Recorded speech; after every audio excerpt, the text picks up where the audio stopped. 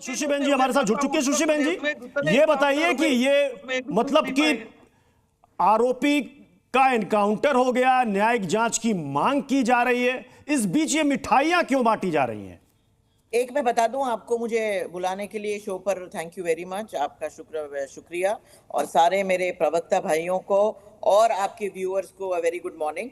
मैं ये कहना चाहूंगी कि किस किस सर्कमस्टेंसेस में, क्या हालात में और क्यों हुआ, फैक्ट्स क्या है। यू सी, ये आघाड़ी सरकार को, आघाड़ी में सब बिगाड़ी सरकार बिगाड़ी, मैं बताऊंगी, ये जो जो गुट है वो फेक नैरेटिव फैलाते हैं। आप सुन लीजिए, जब ये शिंदे को, अक्षय शिंदे को तलोजा से थाना लेके जा रहा था, there was another FIR file by his estrange wife. उनकी बीवी ने एक एफआईआर अननेचुरल सेक्स के बारे में फाइल किया था और उसकी पैरवी के लिए उनको लेके जा रहे थे।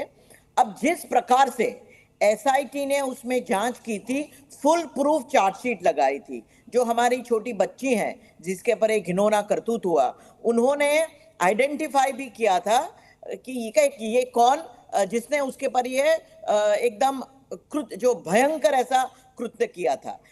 जो जो चार्जशीट में सारे जो पुरावे थे अगेंस्ट अक्षय शिंदे एकदम फुल प्रूफ था, और उसमें दो मत नहीं हो सकता कि उनको जरूर भारतीय न्याय संहिता में जो कड़क अमेंडमेंट किए हैं उनको हैंगिंग बाय डेथ होता। इसीलिए पुलिस को बिल्कुल भी जरूरत नहीं थी ये कांड करने के लिए। अब ये है, जब जब एफआईआर होता है, जब चार्जशीट आती है, अक्षय शिंदे को एक कॉपी दी जाती है। उन्होंने शायद पढ़ा होगा, उन्होंने देखा होगा किस प्रकार की जो उनकी घिनौनी हरकत उसने की है, अब पब्लिक में हो जाएगी। शायद सुसाइड का केस हो, शायद ये भी हो सकता है कि उन्होंने, और जो बता रहे हैं कि लॉक खोलना, it is a matter of seconds, एक सेकेंड में आप लॉक खोल सकते हैं। और क्या ये ऐसा चाहते हैं कि एक अपराधी जो जो जिसने एक छोटी बच्ची पर अत्याचार किया है, he is a bloody rapist, उसके हाथ हमारी मुंबई पुलिस मारी जाए? आप क्या बात कर रहे हो? किस प्रकार का नैरेटिव फैला रहे हो? एसआईटी ने जांच की है, बरोबर क्रिमिनल जस्टिस सिस्टम को फॉलो करके की जाइए, एकदम फुल प्रूफ केस। तो क्या इस मामले में जस्टिस हो गया?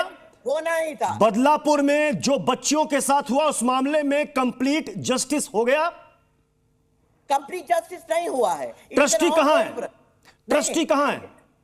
ट्रस्टी मैं बता दूं, trustee as far as the trustees, Akshay Shinde की मौत हो गई, इसलिए केस बंद नहीं हुआ है, केस चलता रहेगा। लेट अस अंडरस्टैंड, ट्रस्टी के खिलाफ जो अंडर द पॉक्सो के तहत जो कलम लगाई गई है, इट्स अ बेलेबल ऑफेंस, इसीलिए शहानिशा करके ही पुलिस पकड़ेगी। सुशी बहन जी आप बने रहिएगा हमारे साथ, क्योंकि कई सारे बयान भी सामने आ रहे हैं। महाराष्ट्र विरोधी पक्ष के नेता विजय वडेट्टीवार ने अक्षय शिंदे के एनकाउंटर पर कई सवाल खड़े किए, और सवाल खड़े करते हुए उन्होंने कहा कि यह आरएसएस और बीजेपी के कुछ लोगों को बचाने की कोशिश है। क्या कुछ उन्होंने कहा है, सुनिए।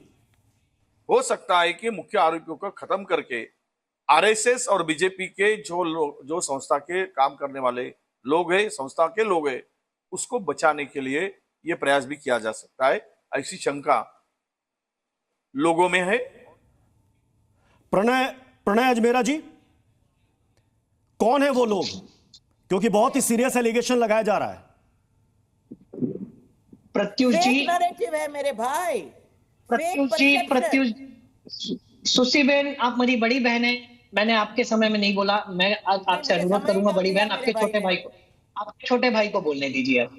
प्रत्युष जी, आज के टाइम्स ऑफ इंडिया के अखबार में अगर हम पढ़ते हैं या किसी और अखबार का भी हम अध्ययन करते हैं, तो हमें पता चलता है कि माननीय मुंबई उच्च न्यायालय ने मुंबई पुलिस और इन्वेस्टिगेशन एजेंसीज के ऊपर कड़ी टिप्पणियां की थी जब यह केस सामने आया था। यह टिप्पणियां क्यों थी? ये टिप्पणियां इसलिए थी क्योंकि ट्रस्टियों को पुलिस ने केस में उनके खिलाफ कार्रवाई नहीं की, उनके खिलाफ शुरुआती तौर पे एफआईआर दर्ज नहीं की। बाद में जब ये मामले ने पकड़ा तो उनके खिलाफ एफआईआर दर्ज की। आज भी वह ट्रस्टी फरार है। मैं फिर से रिपीट करता हूं, वे दोनों ट्रस्टी जिनके खिलाफ पॉक्सो के तहत मामला दर्ज हुआ फरार है Investigation मैडम, कर- वो फरार है। एंटीसिपेटरी बेल हाईकोर्ट ने फाइल की है। आप पेपर न्यूज़पेपर्स पढ़िए, अध्ययन नहीं कीजिए। बिल्कुल, बड़ी आप जरा न्यायिक प्रक्रिया कैसी होती है, what is the bailable offence, जरा समझ लीजिए। आपको ये नहीं मुझे ये पता। बात समझ में नहीं आती। आप मुझे ये गलत- सुशील, मैंने आपके समय पे बिल्कुल टिप्पणी नहीं की थी। मैं अनुरोध करूंगा मुझे बोलने का मौका लेकिन दे। फेक नैरेटिव तो ना फैलाएं, बड़ी खोटा लेकिन आप परसेप्शन ना टाइम फैलाएं आप प्रणय अखबार भाई। पढ़े, आपकी जवाबदारी अध्ययन है, करिए। आप एक जिम्मेदार प्रवक्ता उन्होंने हैं। एंटीसिपेटरी बेल, उनके ऊपर एंटीसिपेटरी बेल उनकी हाईकोर्ट में पेंडिंग है। वो फरार है, सकती है, उसका पुलिस हक आज है। तक उनको अरेस्ट नहीं कर पाई। ये मैं नहीं कह रहा हूँ, ये It अखबार is कह रहे हैं। available। ये मेरा वक्त क्या क्या आप आज के अखबार पढ़िए प्रणय ना मैडम। भाई, आप जिम्मेदारी से बात करें। आप मैं एक पूरी जिम्मेदार जिम्मेदारी से बात कर प्रवक्ता रहा हूं। अगर हैं। आप कहें तो मैं अखबार की कॉपी आपको व्हाट्सएप के माध्यम से भेजता हूँ। बिल्कुल नहीं, मैं फेक नैरेटिव नहीं फैलाता हूं। I am myself मैं a lawyer। अध्ययन करके ही बात करता मैं हूं। खुद वकील हूँ, उनके बाल ऊपर आयोग पुलिस की ने अध्यक्ष कार्रवाई हूँ। नहीं की, शुरुआती हमारे तौर पर 4 उनको उनके पर जेल दी FIR गई, हुआ था। उन्हें भागने का मौका नहीं, दिया। इस वजह से I should यह be allowed मामला to कहीं ना speak। कहीं संदिग्ध है। नहीं निश्चित ही जो आरोपी ने किया वह फांसी के लायक अपराध था और उसे फांसी होनी ही चाहिए थी।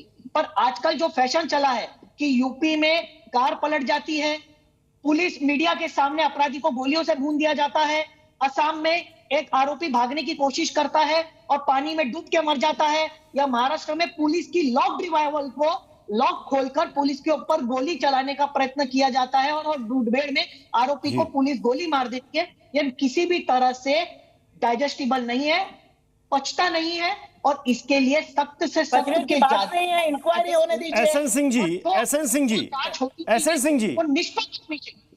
मतलब कोई भी वो सरकारी आरोपी बिल्कुल ट्रेंड था, उसको पता है कि गन कैसे अनलॉक होती है। सर वो अरे, एक सरकारी complicated। प्रत्युष जी आप देख रहे हैं, प्रत्युष जी आपके डिबेट में आ रहा है मेरा आरोपी तेरा आरोपी, ये इनका आरोपी उनका आरोपी। आप ये देख रहे हैं कि मतलब अपराधियों के लिए भी राजनीतिक पार्टियां किस लिए खड़ी हो जाती है। अच्छी बात है, विपक्ष का कार्य है अगर सत्ता पक्ष पे सवाल उठाना आप उठाएंगे तो सत्ता पक्ष और बेहतर कार्य करेगा। हम कह रहे हैं कि आप सवाल उठाइए, लेकिन ये पूछा जा रहा है कि क्यों नैरेटिव सेट किया जाता है, सेलेक्टिव अप्रोच अपनाए जाते हैं। जब कोई घटना कन्नौज में होती है, रामपुर में होती है, बदायूं में होती है, अयोध्या में होती है और उस समय लगता है कि नहीं वो हमारी पार्टी का नेता है, तो कांग्रेस और सपा के लोगों को सांप सूंघ लेता है, और वो घटना दूसरे जगह होती है तो नहीं कहते हैं। चौथी बात मैं कहूंगा कि कोई भी, मैं कह रहा हूं इनकाउंटर होता है, इनकाउंटर मतलब क्या होता है, सीधे गोली चला देना नहीं। पुलिस को भी प्राइवेट प्रतिरक्षा का अधिकार है, अगर उस पर कोई कार्रवाई करेगा, गोली चलाएगा तो भी गोली चलाएगा, हो सकता है उसको भी गोली लग सकती है। और मैं तो पूछ रहा हूं प्रत्युष जी, आज तक पुलिस वाले जो मारे जाते हैं उस पर कोई राजनीतिक पार्टी क्यों नहीं कह रहा?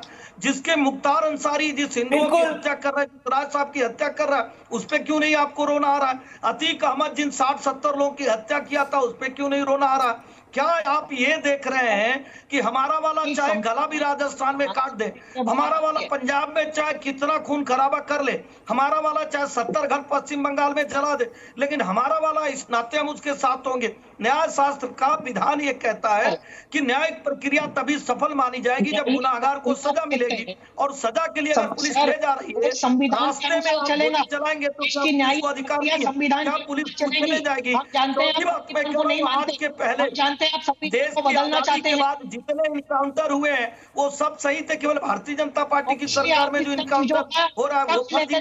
ये क्या बताना चाहते हैं? मतलब विकास के नाम पर जब आपका मुंह काला हो गया, जनता बार बार भारतीय जनता पार्टी को मत दे रही है, उसको चुन रही है, तो आपको लग रहा है कैसे नैरेटिव सेट करें, किस तरह से जातियों में बांटे, किस तरह से अपकृत्य करें, कैसे ऐसे चीजों को बरगलाए जनता को, ऐसा कुछ भी नहीं होता है। न्यायिक प्रक्रिया होती है।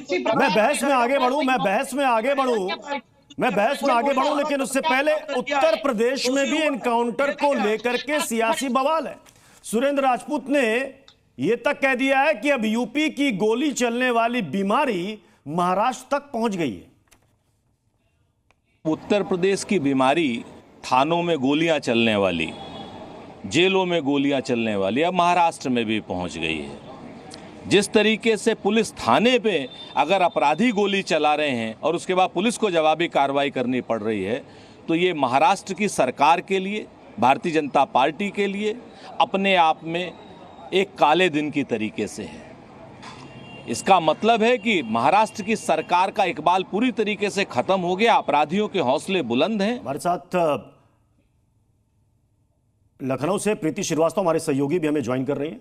प्रीति, अभी अनुज सिंह का मामला अभी ठंडा भी नहीं हुआ एनकाउंटर का कि अभी महाराष्ट्र से खबर आ गई।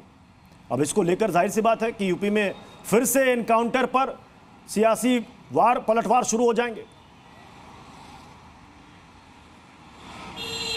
बिल्कुल आप ठीक कह रहे हैं, क्योंकि जिस तरीके से लगातार इनकाउंटर पे सियासत हो रही है, चाहे वो अनुज प्रताप सिंह का इनकाउंटर हो, चाहे वो मंगेश प्रताप का इनकाउंटर हो, चाहे आज वो एसटीएफ ने गाजीपुर में इनकाउंटर किया है उसका मामला हो, लगातार सियासत हो रही है। लेकिन यहाँ पे बड़ा सवाल ये है कि ये जो इनकाउंटर हो रहे हैं ये किसके हो रहे हैं, ये ध्यान देने वाली बात है। क्योंकि योगी आदित्यनाथ ने पहले ही कहा था कि हम लोग जाति और धर्म के आधार पर इनकाउंटर नहीं करते, हम अपराधी के आधार पर इनकाउंटर करते हैं, जो भी अपराधी है उसको सजा मिलेगी, चाहे वो कोई भी अपराधी हो। और पहला हमारा जो मकसद होता है वो ये होता है कि जो अपराधी है उसको पकड़ने की कोशिश की जाती है। अगर वो सरेंडर कर दे और वो अगर पुलिस पे पहले गोली नहीं चलाता है या सरेंडर कर देता है, तो हमारा कोई मोटिव नहीं होता है कि हम उस पर गोली चलाएं और उसका इनकाउंटर कर दें। लेकिन कभी कभी फील्ड में ऐसी स्थिति बन जाती है कि जब सामने से गोली चलाई जाती है तो इनकाउंटर किया जाता है। जैसे गाजीपुर का मामला ले लीजिए, गाजीपुर में आज जो कल रात में जो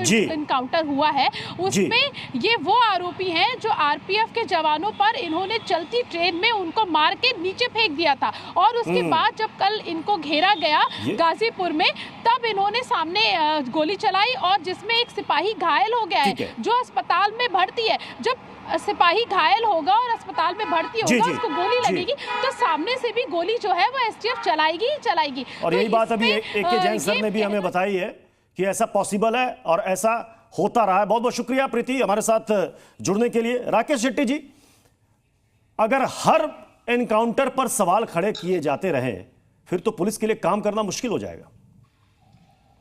देखिए, हर एनकाउंटर फेक होता है ये मैं नहीं कहता हूं, मगर आपने देखा किस तरह चंडीगढ़ की जो प्रवक्ता है उन्होंने स्कूल के ट्रस्टी को मदद करने का और बचाने का कोशिश आपके स्टूडियो में किया। उन्होंने कहा ट्रस्टी के खिलाफ जो बेलेबल ऑफेंस, इतने बच्चियों के साथ अगर बलात्कार होता है, आप ट्रस्टी को बेलेबल पे छोड़ना चाहते हो, आप बेलेबल देना चाहते हो, आप उनको बेलेबल देना चाहते हैं, आप मामले को कोर्ट में ले जाइए, कोर्ट में उसको फांसी में लगाइए, मगर कोर्ट जाने से पहले सच बाहर ना आ जाए, इसीलिए आप लोग ने ये एनकाउंटर कराया है। और मेरा मांग है, कांग्रेस पार्टी की मांग है कि ये जो लापरवाही हुई है, इसलिए महाराष्ट्र के जो गृह मंत्री है देवेंद्र फडणवीस जी, उनको राजीनामा देना चाहिए। महाराष्ट्र में ये सच बाहर नहीं आने के लिए, पर्दा डालने के लिए, ट्रस्टी को बचाने के लिए चंडीगढ़ की प्रवक्ता राकेश शेट्टी जी जो कहा जा रहा है, राकेश शेट्टी जी जो आरोप लगाया गया है कि इसमें बीजेपी और आरएसएस के लोगों को बचाने की कोशिश की जा रही है, नाम बताइए ना, आप बताइए कौन है लोग? पेरेंट्स के साथ मैं एक सवाल पूछ लूं राकेश जी से। नहीं, एक मिनट राकेश शेट्टी जी, 300 प्रत्युष जी, मैं राकेश जी से एक सवाल पूछ सकता हूं? मैं सवाल पूछना चाहूंगी। जो पेरेंट्स थे उनको 60 लोगों को अगले दिन मजिस्ट्रेट के सामने खड़ा कर दिया गया, वो पेरेंट्स को बुरी तरह मारा गया। आप क्या बात कर रहे हो? और यहाँ पे बचा रही है ट्रस्टीज को। मैं एक बात कर सकती हूँ, बच्चों के साथ बलात्कार होता है, आप खुलेआम चूड़ियों में आकर बचा रही है। आपको गुस्सा नहीं आता है बच्चियों के साथ अत्याचार होता है, आप बेल देना चाहती हो, आप उनको न्यूज चैनल पे बैठकर बेल देना चाहती हो, ये कैसा तरीका है? आप महिला आपने पॉक्सो बढ़ा भी है, अभी आप राकेश शेट्टी की तय करेंगे कि कौन सी कलम लगनी चाहिए, आप तय करेंगे कौन से कानून में अंतर्गत होना चाहिए। अब क्या बात करते हो?